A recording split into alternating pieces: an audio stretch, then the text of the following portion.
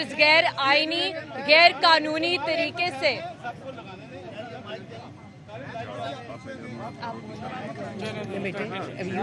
मुझे फोन दे दो। चलो, you have to be strong I said. चले ओके भाई,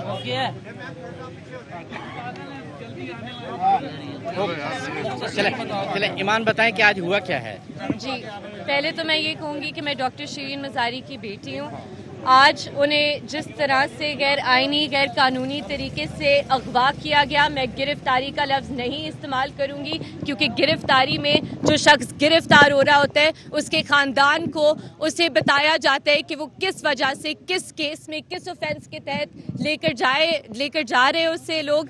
आज जो हुआ अभी तक मुझे नहीं पता मेरी वालदा कहाँ है। उन्हें जबरन लापता किया गया है इस हुकूमत की तरफ से, क्योंकि वो समझते हैं कि औरतें एक सॉफ्ट टारगेट है। तो मैं इस हुकूमत को एक वाज़ेह पैगाम देना चाहती हूँ कि मैं इन्हें छोड़ूंगी नहीं अगर मेरी वालदा को कुछ हो जाता है। बाकी आप पीटीआई वालों से बात ये बताइए कि कैसे गिरफ्तार किया गया? जी, आज आपसे कुछ देर पहले जो मेरी डॉक्टर मज़ारी से आपसे कुछ देर पहले बात हुई और हम प्लान कर रहे थे कि कल का जो आज का पेशावर में हमारी कोर कमेटी है वहाँ पे जाने की प्लान जो है वो हुआ था। डॉक्टर मुनाज़ा हसन की तरफ हम इकट्ठे हो रहे थे।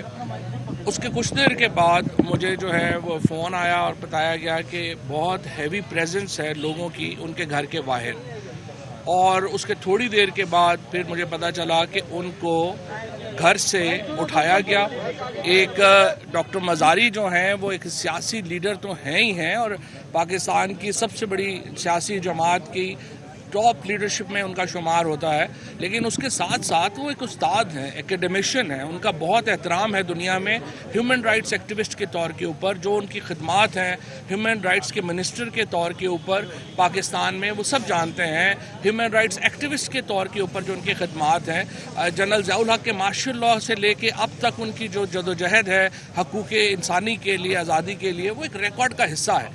और जिस तरीके से इस हुकूमत के गुंडों ने एक खातून को घर के अंदर से उठाया, उनके ऊपर तशद्दुद किया गया, उनके जो कपड़े हैं वो फाड़े गए, उनको गाड़ी में बैठा के जिस बहिमाना तरीके से। और अभी हम यहाँ कोसार थाना पहुँचे हैं तो ये कह रहे हैं कि जी उन्हें लाहौर जो है वो ले जा रहे हैं, कभी कह रहे हैं उन्हें डीजी खान ले जा रहे हैं।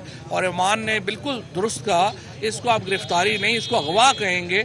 और अभी तक हमें उनके वेयर अबाउट्स का कुछ पता नहीं है कि वो कहाँ हैं। ये पाकिस्तान में जितनी मैं समझता हूँ कि ह्यूमन राइट्स की एक बहुत बड़ी वायलेशन हुई है, एक इतनी जो सफ़ेवल की हमारी जो आज रहनुमा हैं उनको जिस बहिमाना तरीके से गिरफ़्तार किया गया है, ये हुकूमत की तरफ से ऐलान जंग है। और अगर हुकूमत की तरफ से ऐलान जंग है तो फिर हमारी तरफ से भी ऐलान जंग है। और इंशाअल्लाह मैं ये वज़ीर-ए-आज़म इमरान खान साहब को भी अब से कुछ देर पहले जो है ये इंफॉर्मेशन कन्वे की गई है। और इंशाअल्लाह ताला अब अगर लड़ाई होनी है तो फिर लड़ाई ही होनी है। एक सेकंड मैं यहाँ पे ये कहना चाहूँगा, मैं ये कहना चाहूँगा कि इस नाअहल और एक इम्पोर्टेड हुकूमत ने जो पहला वार किया है वो इतने बौखलाए हुए हैं कि उन्होंने एक पहला वार हमारी पार्टी की एक खातून लीडर पे किया है।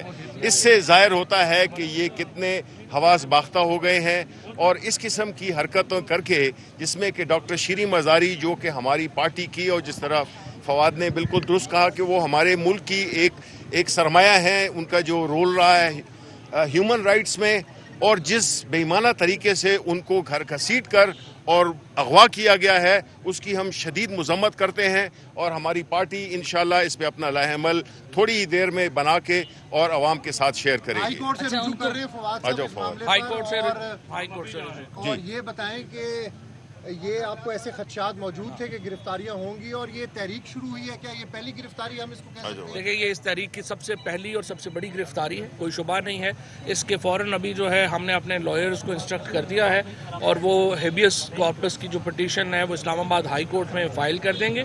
और इसके बाद जो भी कानूनी होगा वो भी लाएअमल जो है वो हम लेंगे। और सियासी के लिए जो है वो वज़ीर-ए-आज़म इमरान खान साहब जो ही जो है वो अभी कुछ देर बाद जो है वो बात भी करेंगे, इस पे पैगाम भी देंगे। सब ये बताएं कि डॉक्टर साहिबा ने कभी जिक्र किया कि ऐसी कोई एफआईआर वहाँ पर है?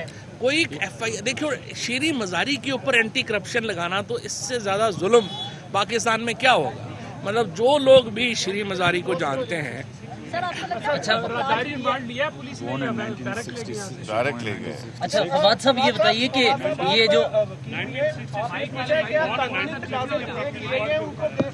1970 के प्रॉपर्टी हमें पता नहीं है अभी कि उनको किस रिकॉर्ड में उठाया गया है। अच्छा उनकी गिरफ्तारी सुनने में आया कि उनकी गिरफ्तारी जब हुई है फवाद साहब 700 लोगों के कह रहे हैं कि लिस्ट बनाई गई है और उसमें ये गिरफ्तारियां की जा रही है। बौखलाई हुई हुकूमत है। जब गीदड़ की मौत आती है वो शहर की तरफ दौड़ता है और जब हुकूमतों की मौत आती है वो इस तरह की हरकतें करते हैं। थाने के बाहर आए खड़े हैं, शौक पूरा करने मर्द पुलिस एहलकार थे जो उन्हें घसीट के लेके गए। और दूसरा क्या इमरान खान साहब की गिरफ्तारी की भी वो बातें कर रहे थे इस वक्त जो है, तो क्या उस तरफ भी जा सकती है? देखें अब जो आज इन्होंने हरकत की है ये तो किसी तरफ भी जाने को तैयार है। ना इनको पाकिस्तान में कोई अमन अमान की परवाह है ना किसी की परवाह है। और बिल्कुल आप दुरुस्त कह रहे हैं कि श्री मज़ारी को मर्द एहलकारों ने गिरफ्तार किया और जो रिक्विजिट है कि खातून उनके साथ हों वो भी नहीं है। इसीलिए ईमान ने जो कहा कि ये अगवा है, ये गिरफ्तारी तो नहीं है। फवाद साहब क्या तकाज़े पूरे किए गए उनको गिरफ्तार करने के हवाले से मुतल्लिका थाने को ना कोई पता नहीं है, ना मुतल्लिका थाने का जो है वो बात सही कर रहे हैं।